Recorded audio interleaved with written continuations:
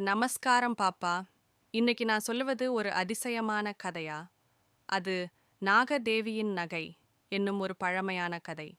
ஒரு காலத்தில் ஒரு மலையின் மீது அழகாக சுத்தியும் பொலிந்தும் இருந்தது நாகதேவியின் கோவில். அந்த கோவிலின் நடுவில் ஒரு அருமையான நகை இருந்தது. அது ஒரு தேவி பரிசாக கொடுத்த வைர நகை. அந்த நகை மட்டும்தான் காடுக்கும் மழைக்கும் சமநிலை ஏற்படுத்தும் சக்தியை கொண்டது. ஒரு நாள் அந்த நகை காணவில்லை. தேவியும் கோவிலும் அமைதியின்றி இருந்தன. மழை சுழன்று சுழன்று வந்தது. இடி முழங்கி விழுந்தது. காடு முழுக்க குழப்பம். ஆறுகள் வெள்ளமாக, மரங்கள் தலையசைத்தன. அந்த சமயத்தில் ஒரு சிறிய குழந்தை தன் அறிவால் மனதால் தேவி கோவிலை தேடி வந்தது. அவளது பயணம் சாதாரணமானது இல்லை. காடு தடுமாறி அழைத்தது. ஆனால் அவள் துணிந்து நடந்தாள்.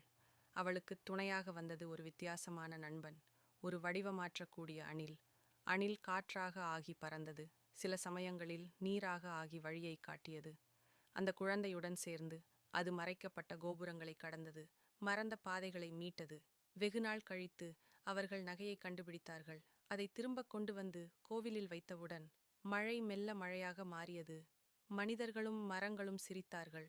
தேவியும் அமைதியாக வானத்தில் கதிர்ந்தாள்.